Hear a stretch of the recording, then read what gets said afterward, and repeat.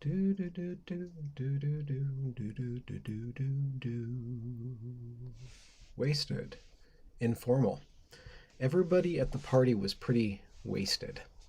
Synonyms: drunk, drunken, inebriated, intoxicated, befuddled, incapable, tipsy, the worse for drink, under the influence, maudlin, blind drunk, dead drunk, rolling drunk, roaring drunk as a lord, as drunk as a skunk, Scottish, tippling, topping, or toping, gin soaked, informal, as though any of those were formal, tight, merry, the worse for wear, woozy, pie-eyed, two or three sheets through the wind, under the table, plastered, smashed, wrecked, sloshed, well-oiled, slozzled, soused, blotto, blitzed, canned, stewed, pickled, tanked up, soaked, bombarded, hammered, blasted, off one's face, out of off one's head, out of one's skull, wired, in one's cups.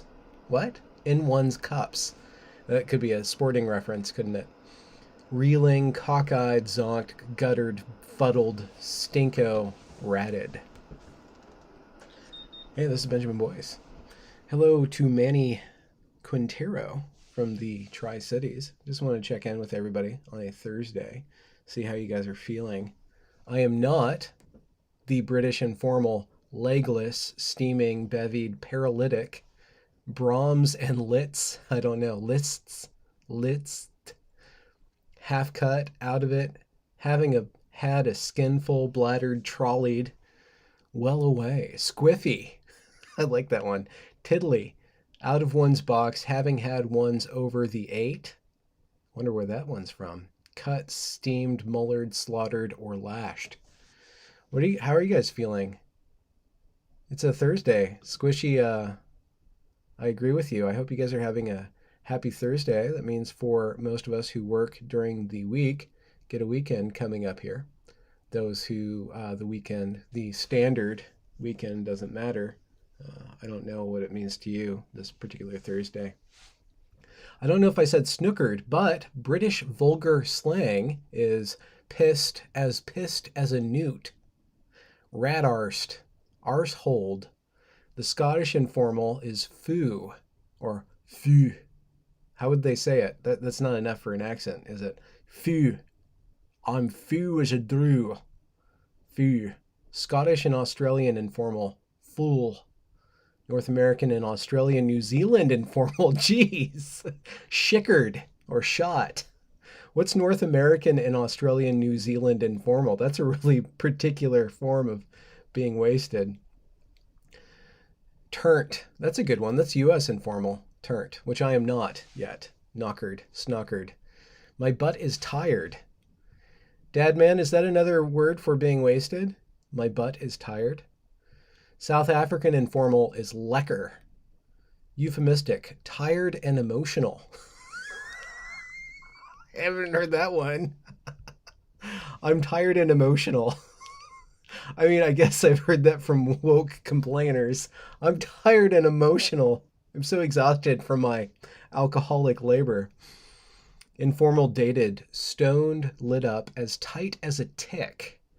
British informal dated, half seas over. Pixelated.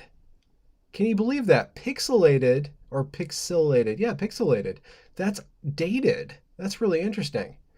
Archaic, soughted, besotted, foxed, or screwed. Rare, crapulent. These are the good ones. Crapulous, inebriate, bibulous, ebrious, ebrios, ebriate.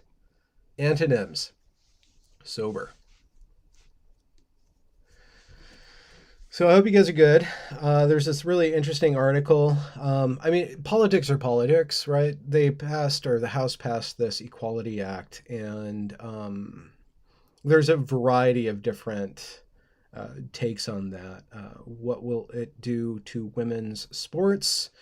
What will it do actually for gays and lesbians? Will this take the T to the top of the LGBT? Is that what it's going to do? This Equality Act, which is against bigotedness, directly regarding gender. And then there's this article from Religion News. So this is a rabbi speaking here, which is a particular faith. And they wrote, there was this, in a letter sent Friday to House Speaker Nancy Pelosi, or Nancy Pelosive, as I like to call her, and Minority Leader Kevin McCarthy, the CJV, oh crap, what is that? Coalition of Jewish Values, argued that according to the Equality Act, a person is deemed bigoted, quote unquote, if he or she adheres to traditional Jewish doctrine. For example, the text refers to, quote, the sex stereotype that marriage should only be between heterosexual couples as a discriminatory belief. Per the letter, the Equality Act expressly declares the Book of Genesis, c. 2:24, and all of the Jewish laws pertaining to marriage as a sanctified union between man and woman called, pardon my Hebrew, kiddushin, in Hebrew, from the word kadosh, holy, are nothing more than engagement in discriminatory stereotypes. That is, let's go back before the Yiddish, or the Hebrew, pardon me. Laws pertaining to marriage as a sanctified union between man and woman are nothing more than engagement in discriminatory stereotypes. This is a disgraceful attack upon Jewish biblical beliefs, rendered no more excusable by the fact that other traditional religious groups have similar tenets. To continue with the article, the letter also lists numerous elements of normative observant Jewish practices which would be grounds for a discrimination complaint under the proposed legislation, including separate seating at weddings, single-gender dancing, and even separate hours for swimming. A law which would require, this is quote, a law which would require recognition of the gender a person prefers to be, would demand we cease to operate in accordance with our sincerely held beliefs, moral values, and religious education, expressly violating our religious liberty, the rabbi said. It is outrageous that Congress would declare us bigoted for simply maintaining our time-honored traditions, said Rabbi Gordimer, chairman of the CJV Rabbinic Circle. And it is no mere insult. The law even explicitly rejects religious freedom as a defense, meaning it provides anti-Semites with a new way to persecute the religious Jewish community. The CJV is concerned that the Equality Act is the first time in history that legislation would limit the protections found in the Religious Freedom Restoration Act of 1993. The CJV letter concludes, quote, the Equality Act has the potential to bring the United States' century-long history of respecting and providing robust protection from our religious beliefs for our religious beliefs. That's interesting. I maybe did a Freudian slip there. For our religious beliefs and liberties to an abrupt and ignominious end. That slip was interesting, though. So to what extent can government protect you from somebody else's religious beliefs?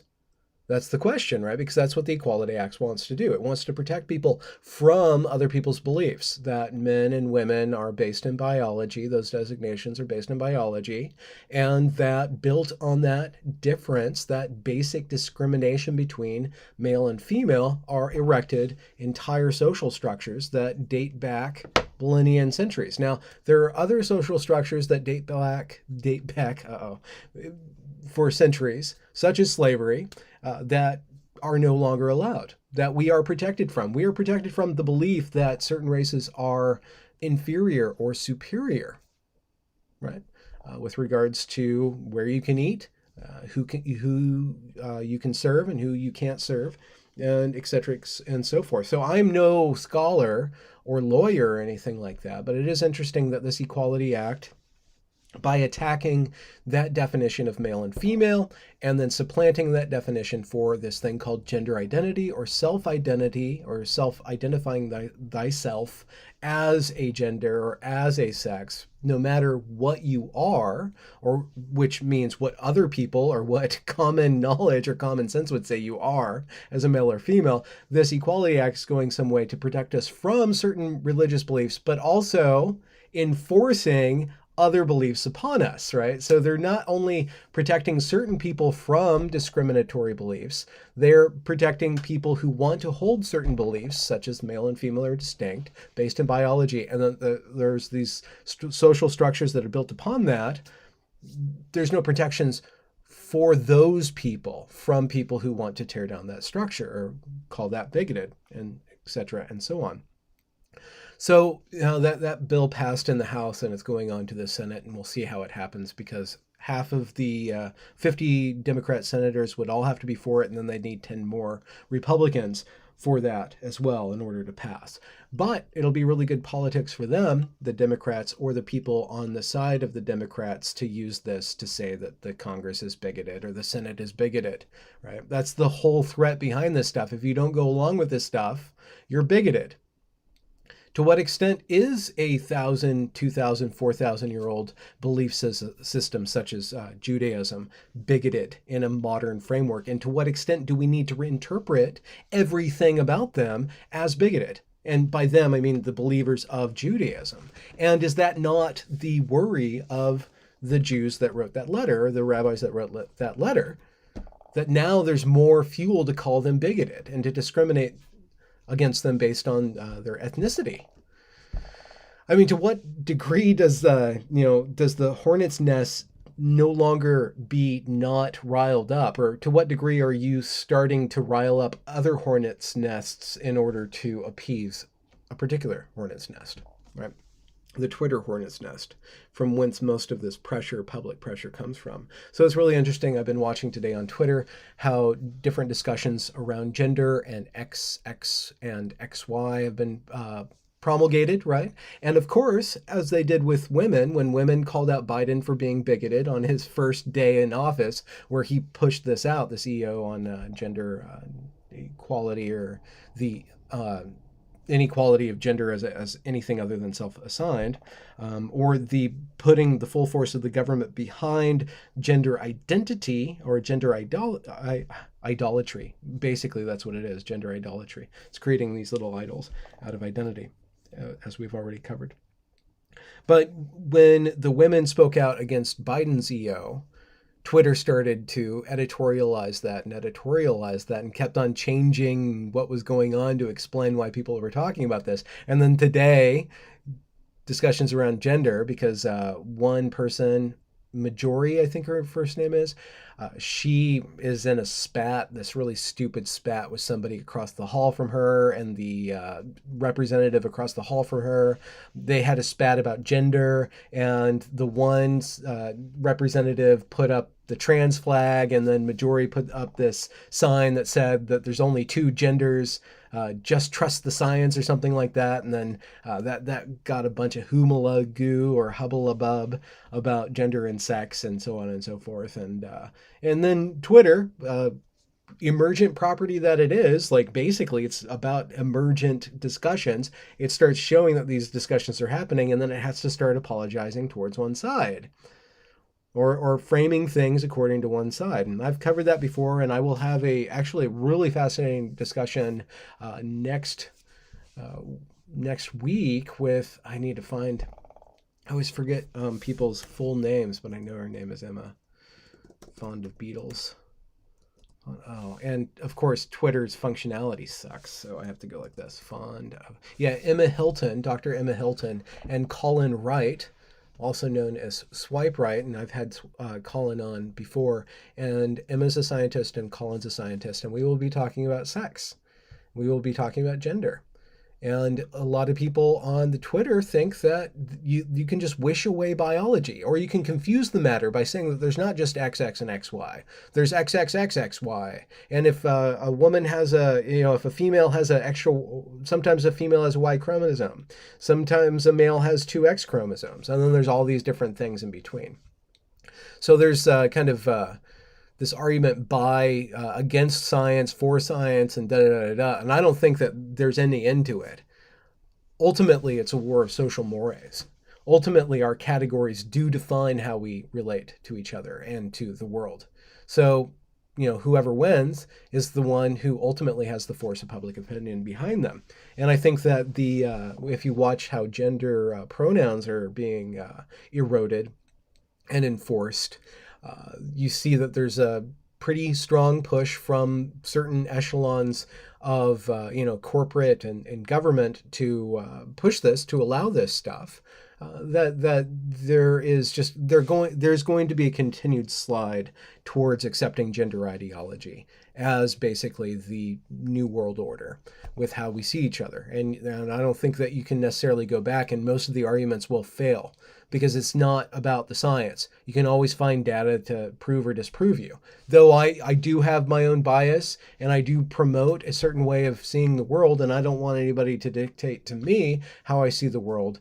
It's just that all this stuff's so entrenched that I think it's going to be a while. I don't know if it's necessarily going to go back to how it was before we thought about this stuff. So it's interesting. But to what extent will putting this in law cause discrimination, right? Collateral discrimination, like the rabbis were saying, well, we can be sued because we segregate based on sex. Now you're going to call us a bigot? You're going to put that in law, that we're bigoted because we follow our beliefs? And to what extent is my belief that women are women and men are men a belief? And to what extent is that bigoted towards people who don't believe that? And to what extent is that bigoted towards somebody who wants to transition on that, right? I try to base my own understanding of people based on individual responsibility, based on the individuality of that person, and then try to be respectful of their wishes to certain degrees. But to what extent am I willing to lie that those things don't matter to me? That's interesting. William H. says surgery is social.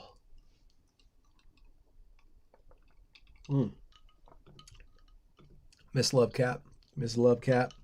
She says, good thing my rabbits and chickens don't concern themselves with their gender. Biosex is good enough.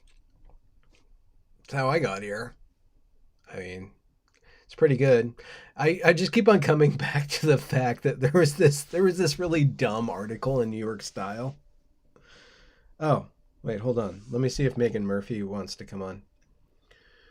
And we'll see if that works. Anyways, actually, it'd probably be better. I'm more in the mood to dialogue rather than monologue right now. I've been dialoguing a whole lot lately. I did a lot of interviews, and yeah, she says she's too tired and coffee. It won't be ideal. Okay, everybody's crying. I'll tell her. Okay. Everyone is crying now. But that's okay. We're just checking in right now. I'm just going to check in. This is just like no expectations live stream, right? I think I was saying something. How we all got here, Lady of Shalot. I mean, okay, so part of me is like, oh, wait, now she feels bad. Let's see if she, you should. And to feel better. Oh, okay. She doesn't want to put a bra on. We don't want you to do that either. Uh-oh.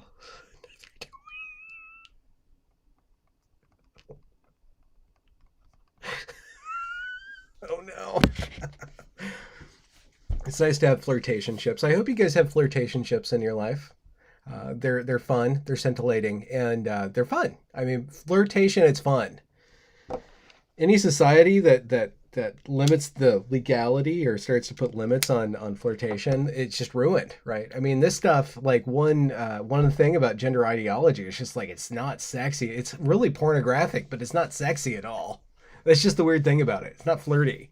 It's not really fun because it's just like, it catches you up in all these mores that you have to like tiptoe around because it's based on not offending people. You're like, well, I'm going to tiptoe around and like, oh, I'm going to ask you what you want, and I'm going to try to remember what you said that you want, and then I'm going to tell you what I want. And it's like everybody's like in this infinite like fast food line where they're like giving each other orders, right? But like the microphones and the headphones, like they're such low quality that like they've just divided human beings up into all these numbers on the pad. And what happens if you If you don't press the right order, then everybody gets to complain about everybody else. But who's in charge? Really? Who's in charge? Whoever's the most oppressed. Whoever can complain the most. Oh, there she is. Hey, Megan. Megan says, I feel bad I didn't realize I was saying no to live streaming live. Uh-oh. I'm sorry. I feel bad too. Now we all feel bad. But at least some of us don't have bras on. I mean, I don't. I have this girdle on for my belly because I'm soused. No, I'm kidding. I don't have a girdle on. Is that what it is? A girdle? A girdle? Megan's down in, I won't talk about Megan on the live stream. So she can come on and tell us about her adventures. She's not in Canada. She's just having adventures, like abroad. Because she is one.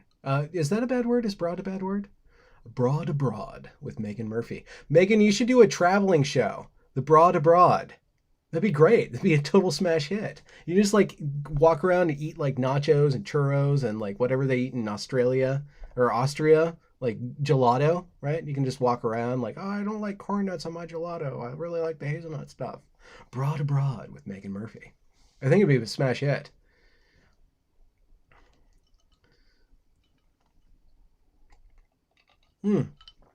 Yeah, Megan, Justin Murphy's pretty cool. So anyways, we're just doing a really chill stuff right now.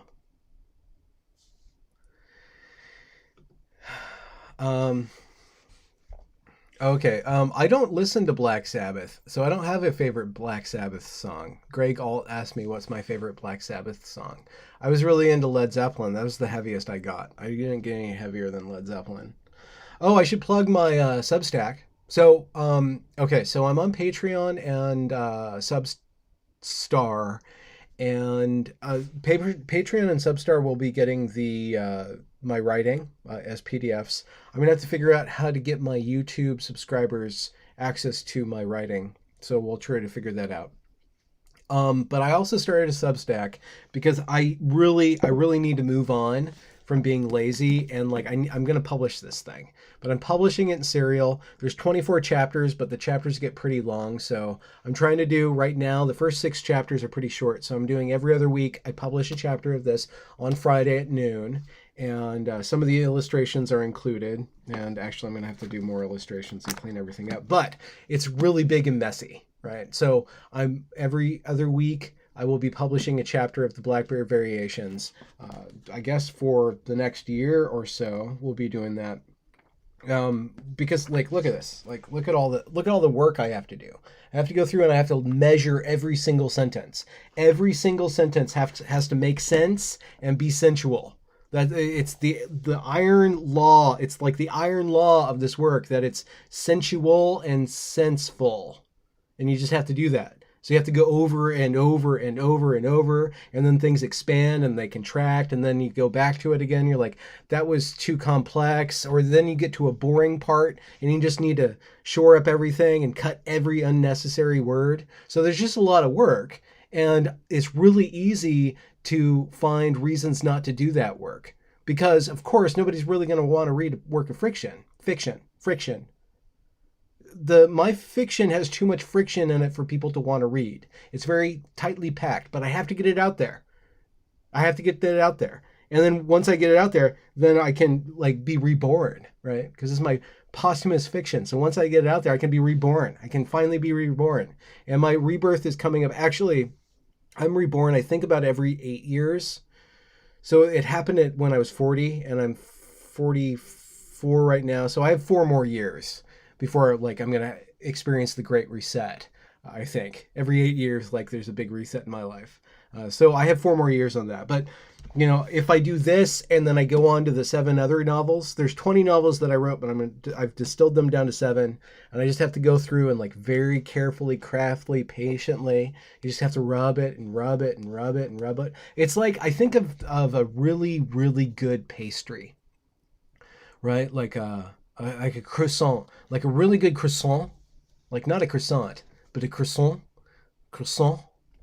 right? Like if you ever hang out in a bakery while you're writing your impossible fictions, you'll see the them like they do the dough and then they flip it and they do the dough and they flip it and they do the dough and they flip it and they do the dough and they flip it. And that's just where I want the quality of the page, where you just look at the page and there's this, and all that time that you don't see, you start to feel, because everything is right where it needs to be. And even the things that stick out accentuate that everything else is really carefully thought through. And that makes for stuff that's not necessarily easy to read. I mean, I read it over and over out loud, so it sounds good, right? But that doesn't mean that it necessarily makes sense easily. So there's always that trade-off. So it makes sense, but not easy sense. And then it makes sense. It makes you feel something, but you actually have to work at being open to it. So I'll have to do that. So I'm going to be doing that. That's over on Substack. You can find that at Alias to Dream if you're interested, and I have a discount. Substack has like this minimum payment, which is too much. It's like $5 a month. So you can join my Patreon for however much you want. You can join my Substack for however much you want. If you guys want to get in on the fiction, support that, or like just immerse yourself in that. And the problem with it is that eventually it does have to be in book form, because I spent 2 decades designing all the different fonts, like because it takes place in all these different stories. Like it takes place in fairy tale and mythology and poetry and science fiction and footnotes and romance and modern times, like future, past, present, dream, like, and so it has all these different worlds, and every world has its own font and its own meter, its own voice, right? So they all kind of like flow. They have a different viscosity. So you're moving through a chapter and they go slower or faster depending on where you are, but they all have different fonts. And all these websites, they have, like, I had to break Microsoft Word. Like, I've made Microsoft Word do things that it doesn't want to do. There's no way that these websites can actually replicate what I'm trying to do. But that's like one level. That's just another level, and then there's the level of it holding it. Like, that's important. That's a part of it being a physical object that you're traveling through. Like, it calls itself out as a physical object that you are. It's all these walls that become doorways into other places and stuff like that. Whatever. It doesn't matter. This is all stupid meta modern, postmodern, super postmodern stuff. It doesn't really matter. But I'm trying to put it all together. And Substack, because of the way that it is a subscription model, I'll probably be getting like $10 or $20 a month from that. But I'll like feel like I promised them specifically for this, you subscribe specifically for this. So I have to do that. I just need to make myself do that. And then once it's done, I can publish it. And then we'll go from there. So I will be putting that, if you guys are interested in that. And then every once in a while, I'll read a section. I do need to do the audiobook too, which is another, like, I have to read the page over and over and over again because of all the meter and all the rhyming and all that stuff. So big project, has nothing to do with anything that most people want to pay attention to, which is about, gender and race. Those are the most important things in America, right? That's where we are right now. Gender, race. Those are the things that we need to talk about and think about all the time, obsess about, idolatrize. Fucking postmodern fiction. That stuff is so 1994, man. Didn't David Foster Wallace come along and like implode the whole genre and say, none of this matters, just be sincere. Just be sincere. I wonder what he would have to say about Facebook and Twitter. Poor guy. One of his last interviews, if you root around David Foster Wallace, he is an absolutely brilliant man. His essays are phenomenal. Infinite Jest is a book that you have to ingest. You just have to ingest it. If you do it, you don't have to do it, but it's just one of those books you just have to ingest. But that's one of his masterpieces. I guess that's his masterpiece in a sense. But he had some problems. He couldn't control himself in a way. And I'm sorry. I think his brain was stronger than he was, and he wasn't able to find peace. He killed himself. The dude killed himself. I can't remember what year. When was that? I guess out of honor for David Foster Wallace, let's look up when he died. DFW, death date. Yeah. I was going to say 2007, but it was September 12th, 2008. One of his last interviews, he's sitting in there, and it's just like this, It's for like, it's a very amateur interview. And he's overwhelmed. His eyes, like, he's just so overwhelmed. He's just so sad. He's just so sad. And depression is one thing, right? Depression is not a joke, right? I understand that. But depression for super intelligent people, it's like you can't turn that brain off. And so all you have to do is process that negative affect and process and process and process. That dude's brain, phenomenal brain, but like just like I feel bad for not being smart a lot, or that smart. You know, I always feel stupid. I'm like, damn, I'm stupid. I feel bad about being stupid, but sometimes like you have to appreciate not being super smart. Because if you're super smart and you have negative affect, then all that intelligence can't just not, all it does is process that affect. And I get stuck in negative affect. Hardcore. I get stuck in negative affect for a variety of reasons. Where I'll be walking around and I'll feel so horrible or so terrible. And I know it's a feeling. And I know it's not reality, but it's my reality. That's the problem I have with lived experience. It's like, just because you're having an experience doesn't mean it's real, dude. It doesn't mean that it's real. It could be connected to reality, but that negative affect, and like I get stuck in that negative affect too, but like if I had like a brain that was, my brain can go off too, right? But like I just feel bad for the guy. His last interview, one of his last interviews, like it's just so sad. He's just so depressed. You feel bad about that guy. I feel bad for him. God rest his soul. God rest his soul. If you guys are feeling bad at the end of the rope, do call and reach out to people. Do call and reach out to people. The reason that you are feeling bad is not good enough reason to not continue feeling. And I know that there are feelings that are so terrible that you can't get around them, that they are a wall and stuff, but it's not worth not continuing to exist in order to escape your existence. There are other ways around it. So do reach out to people. Super chat. Let's switch gears here. Hi, Benji. Too high to say anything meaningful or coherent, but hi anyway. Thanks, Andrew. I'm glad you're feeling that way. Speaking of feelings, negative affect.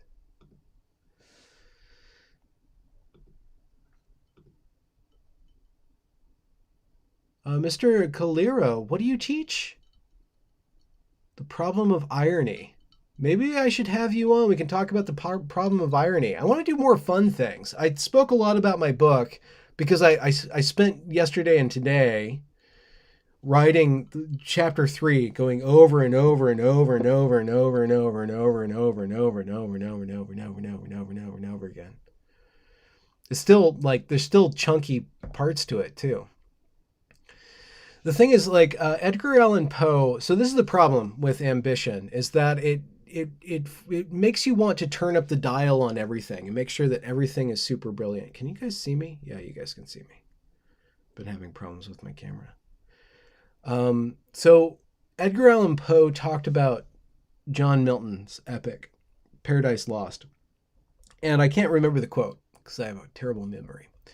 But Poe kind of criticizes Milton because along the lines of Milton's, like, everything is turned up all the way. Everything's at 11. Everything is epic. Everything is super beautiful. Everything's super maximized. So there's no break in it. So you can't actually enjoy it because there's no room, basically there's no room to breathe. So the problem is, this is one of the problems is, while I'm making this thing as tight as possible, where every page, you can just feel it. You can just feel like there's consideration and care is imbued in every line and every page. You still want to have those gaps and those spaces where it's not being brilliant, basically. It's not being clever, basically. It's just it's switching modes back into just letting you watch something happen, right? Just letting something happen, letting something stupid occur. And there's and so the way that it's built is all these slices. It's like you're looking at in the Blackbird variations, there's all these levels, and it's a variation basically. So it starts with the narrator talking about himself and then talking about a writer, and then there's a writer speaking to a woman that he's wooing, and then getting bored with speaking to her about himself. So he speaks about a poet, and then the poet, which is in the Middle Ages, who's actually he's twice the age of the young man who's writing him. So he's 40. The young man's 20. The poet is 40. But the poet's in his middle age, but also in the Middle Ages. So you go back in time. And then the poet, because the poet can't just be a poet, the poet has to talk about something else. So then there's the poetry, the epic under that. But the poet is not ready to write the epic. So he has to start practicing writing the epic. So you have all these fairy tales and then these little bits of epic that start getting bigger and bigger and bigger. So you have all those four things, and every chapter it like has that basic pattern of a teller telling a story about a storyteller telling a story about a storyteller. So it is very meta in the way that they're all encapsulated, but it can't maintain its meta-ness because everybody being a creator doesn't matter that they are what they are. They have to talk about what they're creating, right? So the narrator can't really talk about himself, but he can talk about the life of the author. And the author can't really talk about himself, though he does a little bit because he's processing his emotions. He's got to talk about the poet, who can't talk about himself. So he talks about this ghost, and then the ghost talks about this other thing that they're doing, right? So that's the basic form. But then over time, that structure starts to variate and starts to play itself. And like it's like this a tesseract, right? But a Matryoshka doll and a tesseract where they start like swallowing and containing one another, and you start getting this sense that everything is telling everything else. Everybody's telling everybody else, and they're all participating in this melody. So there's this one melody that starts as 4 lines, and it's placed at the beginning of this chain of telling, and then it starts growing, and it starts causing them to try to work it out. And by chapter 24, all of the authors are demolished. They all die, basically. They all go through various different forms of complete crisis and psychosis, and all that's left at the end is just the epic. It's just the epic, which is a story about a man and a woman. A man who escaped time, and a woman who is chained to time. A woman who's falling through time from the very beginning. She's the third daughter of Adam and Eve, and she travels all the way to the end of time. She can't escape time because she's denied heaven. And this man says he doesn't want to be involved in heaven. He wants to create his own. So he just leaves time and he creates a world of his own. So in a way, he is the epic. He is the teller of the tellers. He's the father of the gods, as they say. Anyway, so that's basically the structure. What was I talking about? Problem with irony. The problem with the epic. Yes. Okay. So that's the basic structure. But in every chapter, the tone of each one of those layers changes and allows the other one to be more important than the rest, right? So you can have a break in the Middle Ages or in modern times, which is the young man who's writing this or supposedly writing this, or the narrator who's kind of outside of time looking in. They all can be there on the page, but they don't have to call that much attention to themselves, and they can be like the palate cleanser of everybody else. So everybody starts cooperating. And I was in this clubhouse meeting, and so I know that's a bunch of weird stuff. Okay, whatever. I was in this clubhouse chat room about metamodernism, right? And you hear people talking about metamodernism. You hear me and other people talking about postmodernism. I haven't really ventured into metamodernism because I'm like, well, I want to see a work. I want to see the artwork that comes from this before I'm going to trust a bunch of babble. Because that's the problem with people talking about like, well, what era are we in and where are we going next? I'm like, you can't say what period you're in.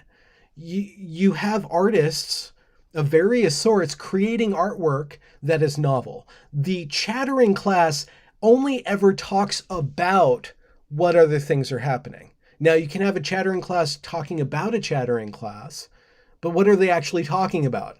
It becomes bedlam because they're not actually talking about something else. So they were talking about metamodernism as some sort of emergent property. Somebody else really cleverly put that modernism needs to give up its claim to absolute truth, and postmodernism needs to give up its claim of ultimate relativity in order for everybody to get along, basically. Somebody was saying about metamodernism is that postmodernism came, or modernism, the existential problem with modernism is that we all have to craft our own narratives. So it makes all of us the center of the world, right? And then that leads to this postmodern kind of disassociation of everybody from everybody else. Metamodernism would then be to allow a bunch of people to work together, solving the problem of a bunch of people working in concert towards a specific goal, which is, I'm like, oh, so I did it. That's exactly what I've been trying to do, is take all these different stories. You have somebody based in mythology, right? Somebody at the beginning of Genesis. You have some kid in Chicago in 1998. You have this complete wastrel of a 40-year-old, which is me. Like completely, he wasted his entire life pursuing an epic. He has nothing to show for it, and he's finally coming to the realization that he doesn't matter. He's finally realizing, I don't matter. The only thing that matters is the work, and the work has to serve other people in order for it to matter. Therefore, like finally coming to that realization. And then you have all these other characters and all these different, you have people in the future, you have people that are vampires, right? You have like nice knights and princesses and that stuff. They can all be inherently what they are. Like the Dr. Seuss book is the Dr. Seuss book, and the Norman Mailer book is the Norman Mailer book, right? And while Norman Mailer's a total asshole, he would never want to get along with anybody else, you can still say that his books can still be in a cohesive relationship, some sort of productive relationship with Dr. Seuss, and Dr. Seuss can be talking to Dr. Phil or whatever, you know. You can, like, the originating, like the seed of this entire idea came to me when I was 18 or 19. I was walking around Barnes and Noble. I'm like, what the hell am I doing? What am I doing? What am I doing? What am I doing? I was just asking myself, what am I doing? What am I doing? What am I doing? What am I doing? What am I doing with my life or with my art? And I was walking all these rows, and I'm like, what if I could get all these things to talk to themselves? What if I can get the books to realize that they are all books in the thing? Like very, very meta, very Jorge Borges, all right? Of like all these books talking to each other. What if we can get all these different realities, all these different religions, all these different individuals, all these different identities? A total bullshit thing. Total bullshit. They have no idea what they're trying to do. It's ultimately completely performative, and it's a horrible script with a bunch of bad actors running it. So, like I spend a bunch of my time critiquing the waywardness of certain ideologies and stuff like that. Just forget about that. Say that we have all these different people with all these different lived experiences. How do we get them to at once be themselves, right? And recognize the relativity of belief, that they could have just as easily been born a Jew or born a Christian or born a Muslim or born an atheist, or they could have been born with a certain brain that would question everything, or they could be born with a certain brain that believes everything, right? And kind of grapple with that relativity without getting lost in that relativity, realizing that they don't really actually exist unless they're in relationship with other people. And that's Mary Harrington. Mary Harrington, amazing, awesome.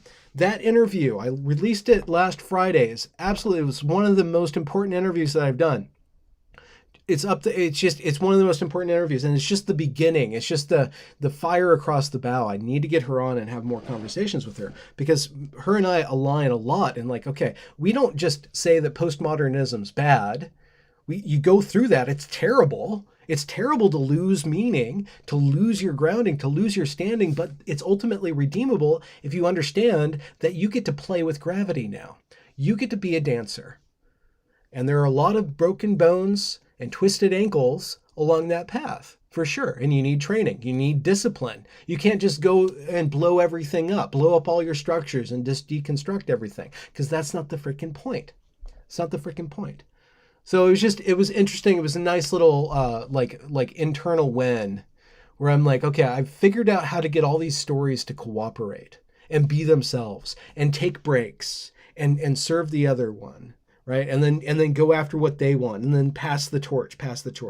And then I'm hearing people talk about metamodernism, like whatever that is. And I'm like, well, what are you guys actually talking about? I want to understand. I want to see that in action. How do you actually replicate this other than just a bunch of ideas? And I'm like, oh, I did that. Okay, I did that. So I need to get this out there. I need to get this out there so I can refer to this thing. I've been calling it my posthumous novel because I want to be apart from it. I want to be rid of it. I want it to be out there. And so I have to do the work of like that whole work of like, okay, here it is, ignore it. Here it is, ignore it, and get over the fact that most people don't want to like read it. Most people don't have time. Like it doesn't even feel good to read things on a computer. Who can pay attention to that? I can't even pay attention to reading anymore. I can only pay attention to live voices, so I'm gonna have to go through and put my money where my mouth is and like speak it into a microphone. Just discipline myself, speak it over and over and over again until I get everything right. Anyways, that's why I was talking about my book, because I've been working on it today. Super chat, just because. Greg, Alt, you guys have a good evening. I'm at 45 minutes. I'll give you guys another 15 minutes.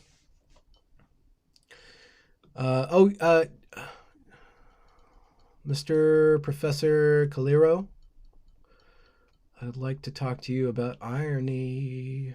Can you message me on Twitter?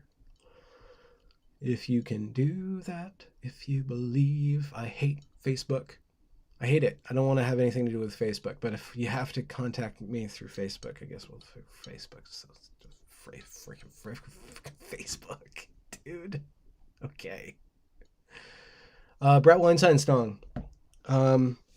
It's not done yet. This is from Evergreen the Musical. It's not done yet, but I'll give you just a little bit.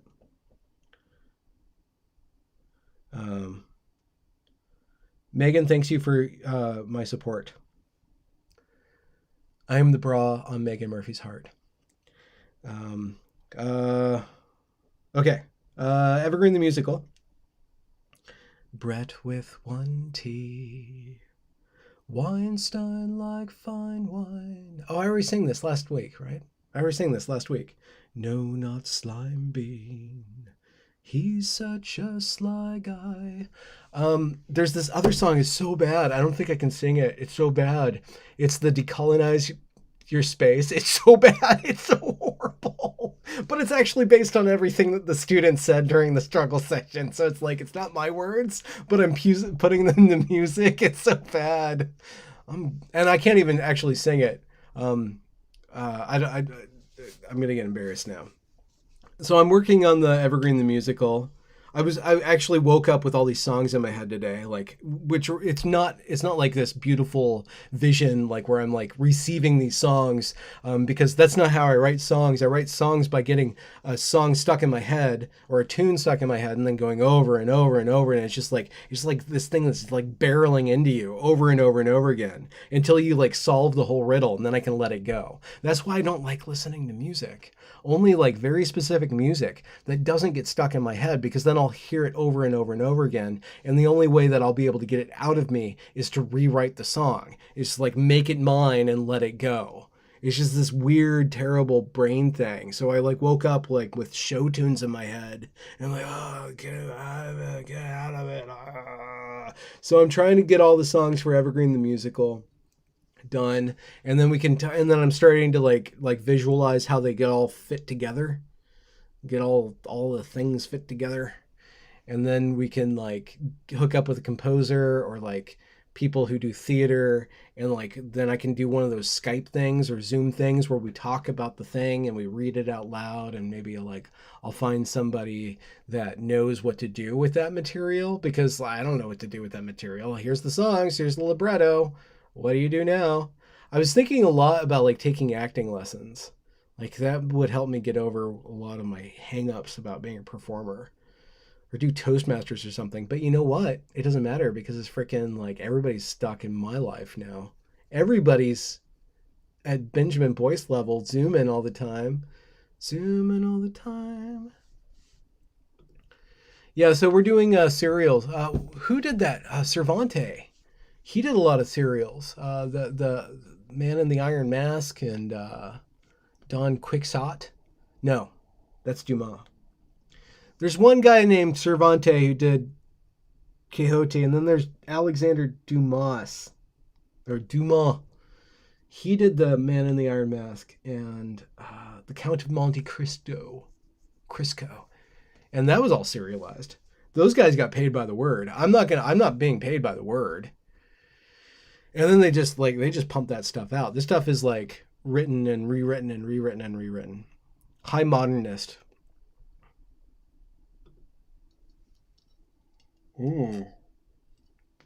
Love Cat says that I should get the cast from Unbreakable Kimmy Schmidt to do the musical.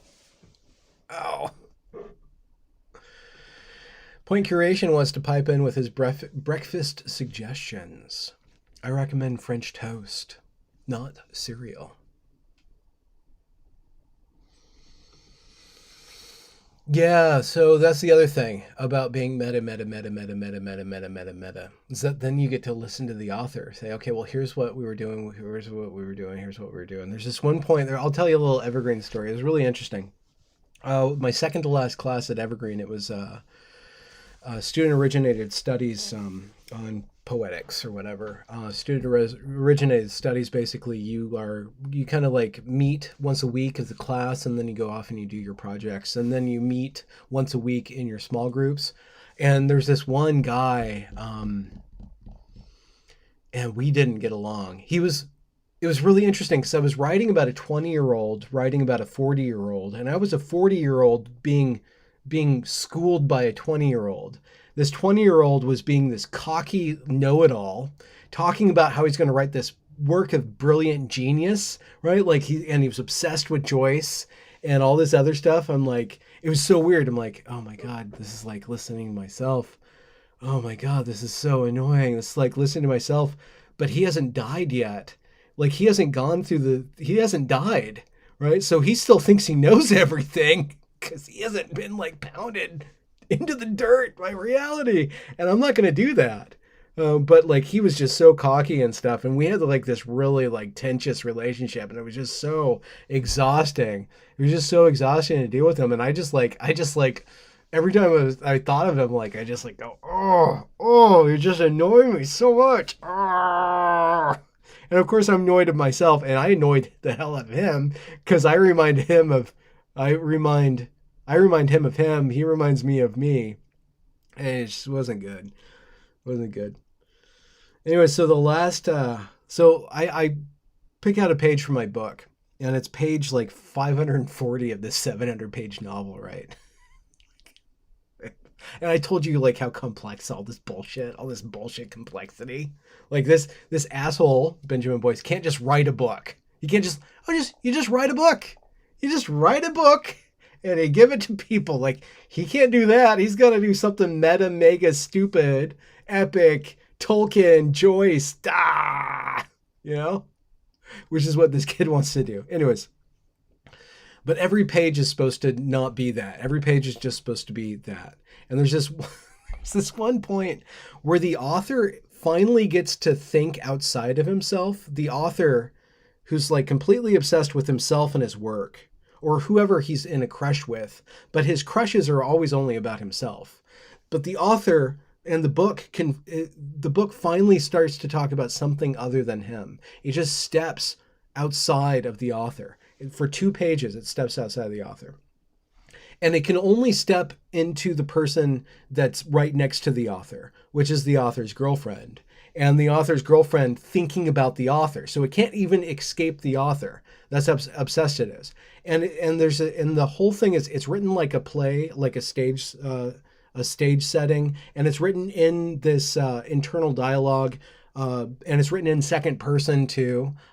So it's like the author talking to the author's girlfriend about the girlfriend thinking about the author. So it's like still super meta. Like the problem like with Tommy is that, again, it's that 20-year-old who needs to die. He needs to be absolutely broken down so he can get out of the way. And he's clinging so hard to himself. He's clinging so hard to his own prowess, his own powers, his own creativity, his own lust, right? He's 20, of course. But he's got to be broken. And so we put the seed of his downfall into his girlfriend right next to him. Anyway, so you don't know that. There's all this stuff you don't know. It's just this scene about this girl fixing lemonade for this boy. That's all it is. It's this girl fixing lemonade for this boy in second person. And then there's a very particular cadence. because Lily's got a different cadence than everybody else. She's very whimsical and sing-song, and she's got a different flow. Da, da, da, da, da, da. And I started reading this thing to class, and that 20-year-old kid gets really angry. He's sitting next to me, he gets really angry, and he just starts sighing really loud and interrupting me and sighing, and then he walks out, like after like half a page. There's 3 pages I read. And then he comes back like at the last paragraph. And then he's like, why that was, and then he starts criticizing me. Like, that's the most pretentious, self-obsessed thing I've ever heard written. I'm like, dude, you didn't even, you weren't even here for it. It was so interesting. And this is the reason why I'm telling the story. And I wanted to like contextualize it and say, okay, well, it's actually, you're being very smart, because it is very pretentious. It is very meta. It is actually about everything that you're experiencing about it. And I'm actually using you to write this for me, because I can't really see myself as I was when I'm 20. So I'm very grateful. I didn't say this. I'm thinking in retrospect here, very grateful to have this contentious relationship with you. Like this total emotional transference between us. It was very important for me to write this book, to really understand where I was when I was 20. Because you die a few times. And I'm talking about metaphorical death. I'm talking about spiritual death and emotional death and narrative death, which is pretty terrible. Do people talk about that? Do you guys know what I'm talking about? Like when the narrative of your life collapses, that narrative death, that would be an interesting series of talks. Or even just like a little write-up or a book about that, about narrative death, about undergoing narrative death, where like that old wineskin, it crumbles and it dies, and you're like, well, you're like a hermit crab without a shell, but you're all anxious and stuff, and you had all this armor, and now you don't have all this armor, and you're walking around on the beach, and you're just picking up trash, like, oh, maybe that 26-year-old girl who's emotionally unstable will be my shell now. And you're like, no, you're not thinking straight, dude. That's not what you do, right? But like understanding that narrative death of the individual, I really do think, and this is part of my philosophy, my narrative philosophy, my creative philosophy, is that a certain amount of respect needs to be put into narrative as our container of the self, of the individual. And so you can ultimately critique a lot of the identity politics stuff is like this, basically the shell in search of substance in this way, or the shell, this idol that obscures the substance, this sign that loosens itself from significance because it doesn't have a grasp of central, basic, primitive needs of human beings, such as the reality of sex and the body. Once you step away from that, it's like, what do you really have, guys? I don't know. Go ahead and build your epic. Go ahead and try to do it. I mean, go ahead and use the House and the Senate and the lawmakers to like enforce your irreality on us. Let's see how long it lasts. I don't think it's going to last. No disrespect to anybody who wants to be, to play around with their gender, but like, do you really believe in that? Or is it just a performance? And are you actually getting closer to yourself and other people through that or not? Certain narratives are good for that and certain narratives are not. Certain ways of thinking increase your humanity and certain ways of thinking decrease your humanity. So there's certain ways, there's certain stories that we tell about the world that limit us more and more and more and cause us to act smaller and smaller and smaller. They separate us from our free will. We become agents of that deterministic system that we believe in, right? We start talking about ourselves as bodies and stuff like that. And then we think that that is the ultimate humanity, to think of ourselves, to be so above humanity as to think that we're all just signifiers to this great song without a singer. Or that, I don't know, come crashing down upon us. I don't know. So anyways, we erect these stories, and then these stories break apart. And I think a part of spiritual transience or religious transience is there's a necessary gap year that you have to take as a believer and be outside of your faith. I remember like there was this one, I don't talk about this much, so pardon me for talking about this, but there was like this year and a half. I have a spiritual practice very close to me, very powerful to me, very real to me. I do it. I have to discipline myself to do it. I have to remind myself of the presence of that which is, and that which informs me. So there's a practice, right? but there's a belief that informs my practice. I have to believe in what I'm doing. And I'm very heavily invested in this practice, but like for a year and a half, I did not believe in God. I just did not believe in God. I'm doing all this spiritual stuff, and I didn't stop believing in God or thinking that I believed in God, but like I just had no belief. There was no real glue tying me to belief. I was just outside of it. And I'm like, I don't believe in anything. I don't believe in anything. And so I say I don't believe in God, but I just don't believe in anything. I don't believe in anything. Right. And I've gone through that in different phases. I think that's a very necessary phase. And, you know, from a Christian perspective, I remember a lot of people like crying about doubt and thinking about doubt. And there's this whole dark night of the soul thing. I don't mean to cast shade in any of that stuff, but you can like start to romanticize that doubting as though it is important, but you don't even have that. It's just you're empty.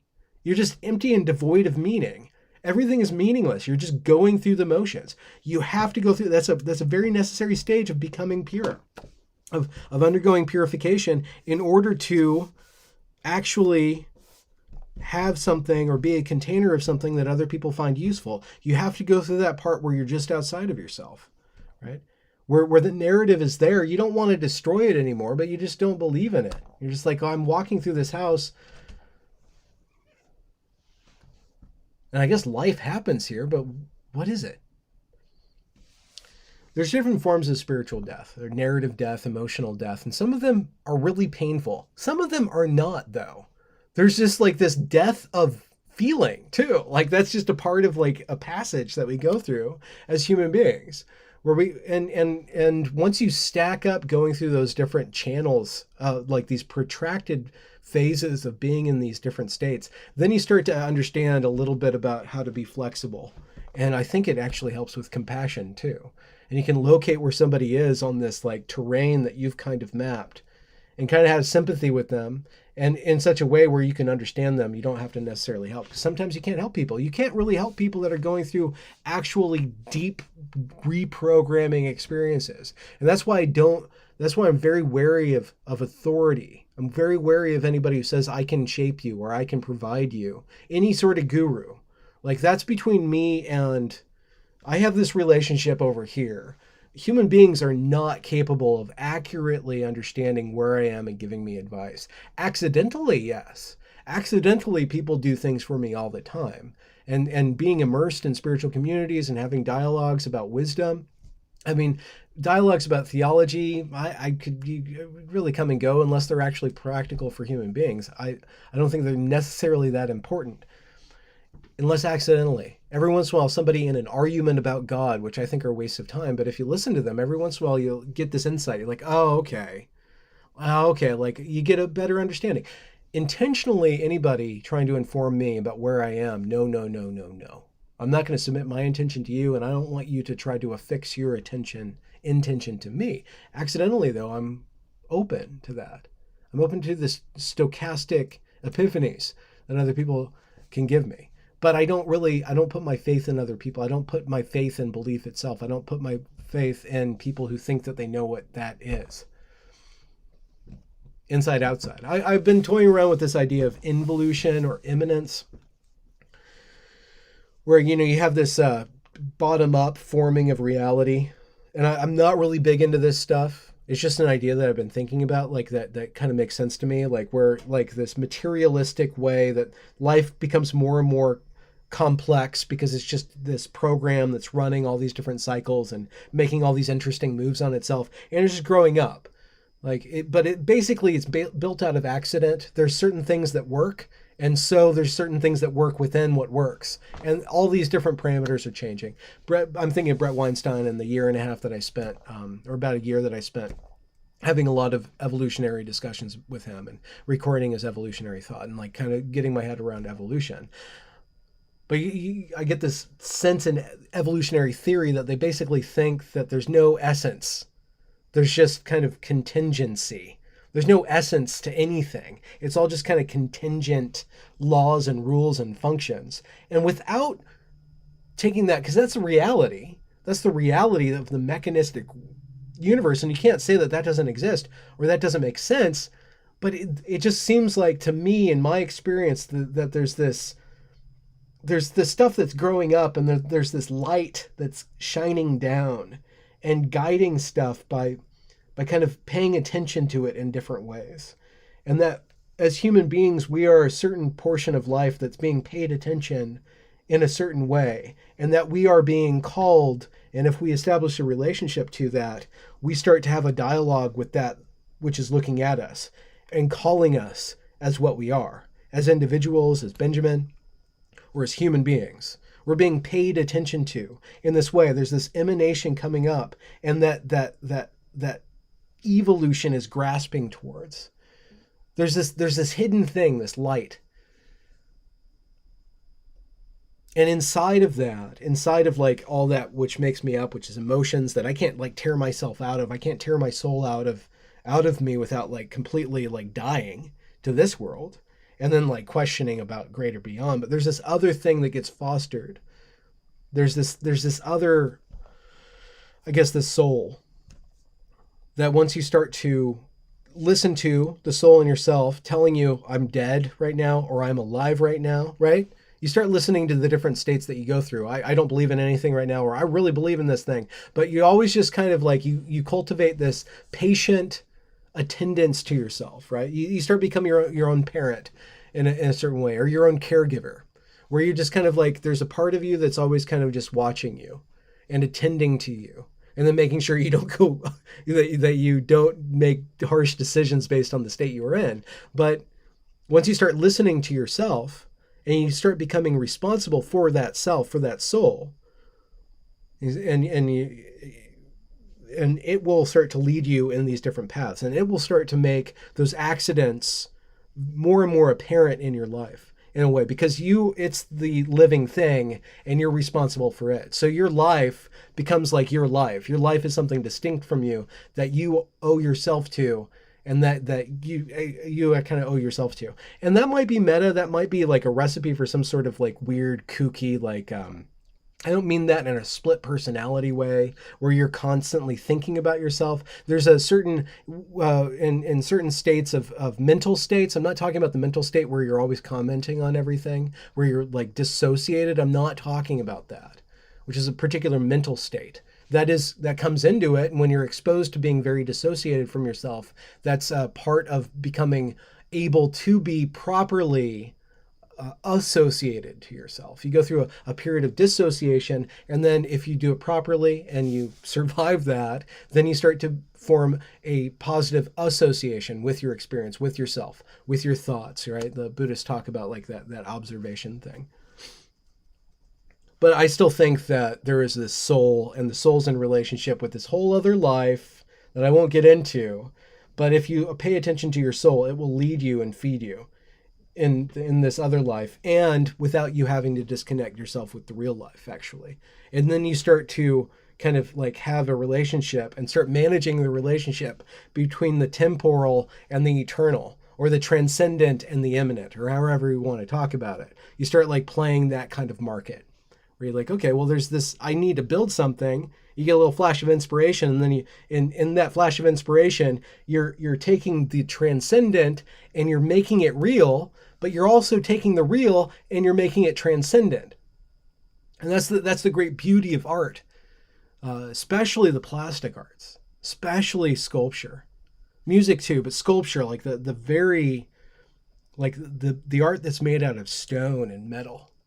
Like that's where you really see that, like every once in a while, if you train your eye and you listen to that part of you that lives there, you'll see something that is real, that is the transcendent made real and the real made transcendent. You really see that. Music's a little different because it's always already kind of transcendent, so it's always playing with you, so you have to be really quiet. Because it'll just manipulate you into feeling all these things. There's like this lower level music that's just emotion. And then there's this higher level music where it's emotion made transcendent and transcendent made emotion. But without that transcendent, it's just emotion. It could be really beautiful, pretty, ugly, whatever, right? But if you listen to it, you can hear that, yeah, this is emotion made transcendent, or this is transcendent made emotion, etc. I don't know what, I guess writing would be two types of writing would be thoughts made transcendent and the transcendent made thought, or narrative, which would be experience made transcendent and then transcendence made into experience. I think that would be a way of putting it. Thanks for letting me just mouth off to you guys. There's there's a triple threat. Gloomy. Paying for my words. Is money a social construct? It is a form of communication. It is information. That's for sure. Sometimes I don't believe in money, but I believe in Ben. Anyways, thanks for letting me pop off. How am I making somewhat sense? You literally described teleological evolution. No one should take you seriously. Well, there we go. Wait, people were taking me seriously? Oh, sorry. I thought we had already gotten past that point. Teleological. I think I know what you're saying, but I can't argue with you.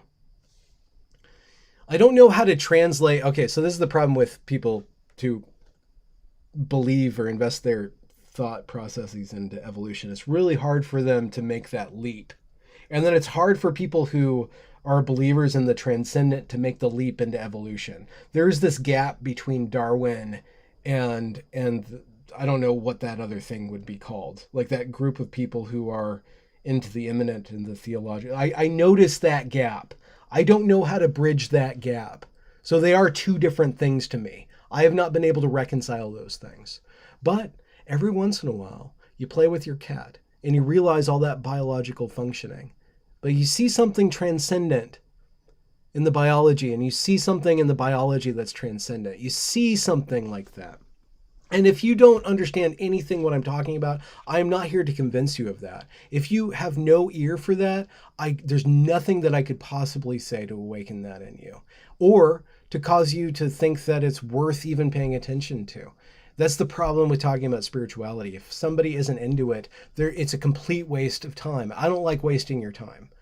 So I apologize if I was wasting your time talking about that and trying to put that stuff into words.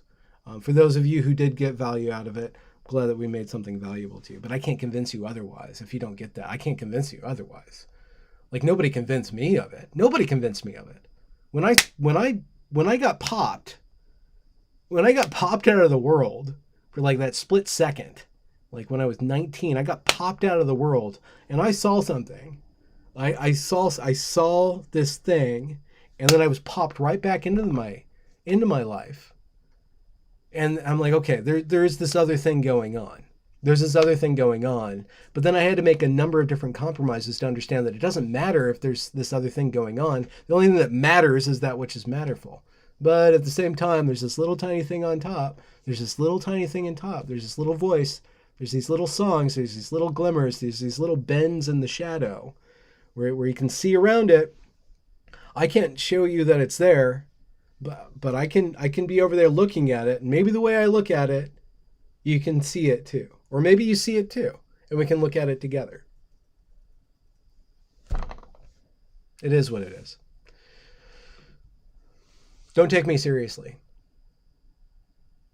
Somebody was really disappointed that I got a Netflix subscription. They said that I was their savior and I betrayed them or something. That I made myself out. I was posturing like a savior, and now I am paying money to their oppressor or something like that, because I admitted that I had to get a Netflix subscription because of a household issue. There was a household discussion, so we get Netflix, and so I violated I was boycotting them. I violated them, and then then somebody on Twitter's like, this man, he postures as our savior, but he's just another but he's just paying our oppressors. Like, okay, just to be clear, I know there's no fine print around anymore, but I'm not your savior. I'm not your savior. I'm not the ally of your cause. If you're an individual, I'll be your ally. I'm not the ally of your cause, though. I'm not your savior. And you shouldn't take me seriously, because I don't even know what teleological evolution is. Super chat, Joseph Kasky. I just logged in and heard you rant about transcended emotional music, and I just want to recommend that you listen to Near Autonoma OST, original soundtrack. With headphones on, whether you have played the game or not. Actually, Nier Automata is a really, really good game. It's a really, really good game. It's a really good game. I never play games with music on. I cannot stand music playing. I can't stand music. I can't just relax. So I never listen to music while I'm playing a video game. So that's a good suggestion. Mr. Adam, come back. I'm a pseudo intellectual. That's why you won't debate anyone. Just preach to a receptive audience.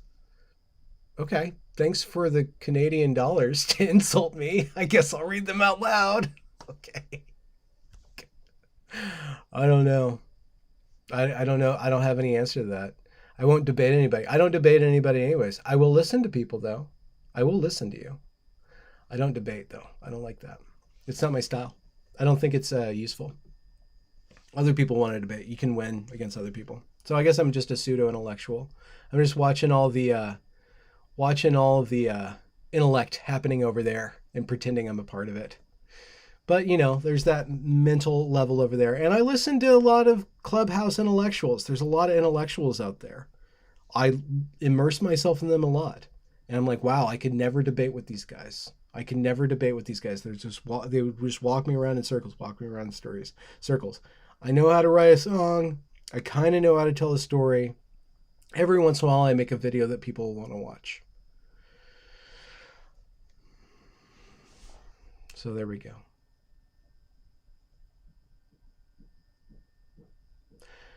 Bodie, my orange cat, brought in a mole, big mole. He's getting really, he's really funny when he brings in these creatures. Like, he'll see me walking toward him and he'll run away with it because he doesn't want to get and take it away. And he knows that I'm going to take it away. It's so cute. He just runs under into the corner.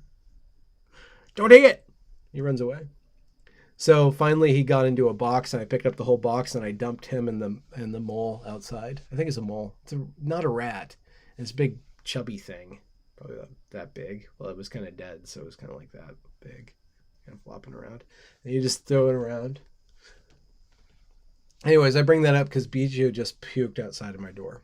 I should probably get going.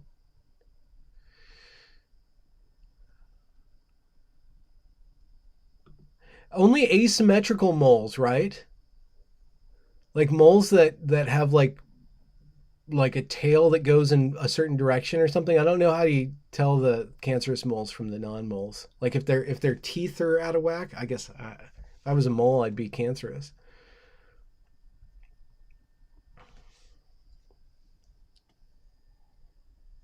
This is really interesting. Lord Marculus asked, any tips for preventing kittens from destroying cables? Just had my first casualty today, a pair of headphones. I'm really sorry about this. I've never, I guess my cats have like played with cables. So if they are dangly, they'll play with them. But what you have to watch out for is rabbits. Rabbits will eat the plastic. Rabbits get addicted to cable plastic. They really get addicted to that stuff. So you actually have to go around and cable proof or rabbit proof all your cables in your house and get like this hard tubes and like put all your wires in tubes. But with cats, they just want to play with the dangle thing, right? So you have to just kind of keep the cables away from the cats because then it's just something to play with. So you can give them other toys, Lord Marculus, to avert their attention from the cables. Give them like strings and other things that are like cables that they can take their cattiness out on. Now with Bodhi, he's got this one chair that he loves to tear up. So I'm losing this chair and I don't know how to get it back because there's a cat post over there. But he doesn't want the cat post, he wants the chair. And I know that you can like spray some like banana flavored toothpaste over the chair or something, I guess you just wrap it in plastic or whatever to stop them from that. But that myself, I know that there's chemicals to avert a cat from wanting to do that scratch-wise, but I don't think there's any chemicals you can put on your cables. Cat-proof cables. So basically, you're just going to want to make them less dangly.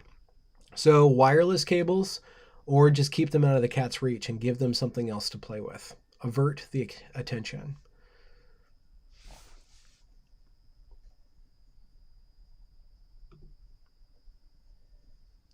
I should get going. I'm going to do really lazy dinner tonight. What are you guys having for dinner?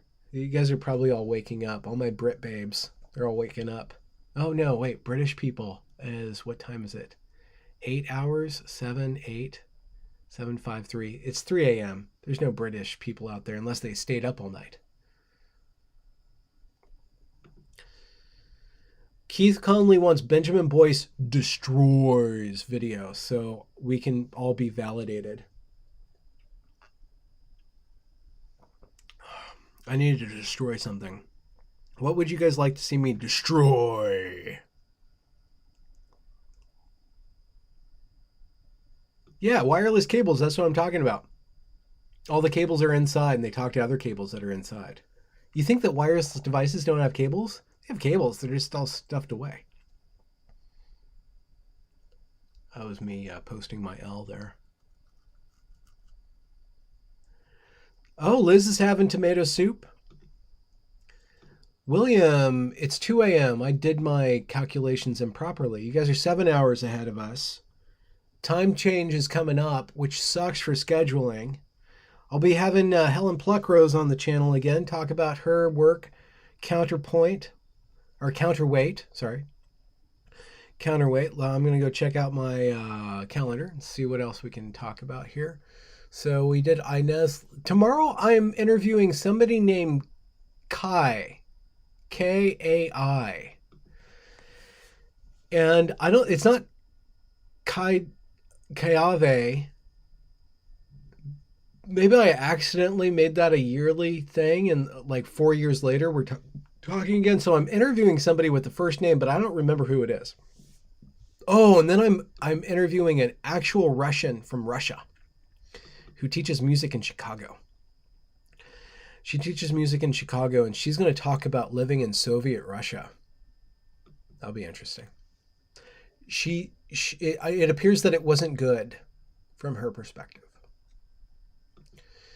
And then I have Emma Collin on, who knows about men, and Francis Foster from Trigonometry. He'll be on Thursday. That'll be fun. Completing the set on that one. And I got a bunch of other people lined up. And I'll be filling out the rest of the month. I only fill up about 2 weeks out. So I have to go through, and next week I have to pack my schedule.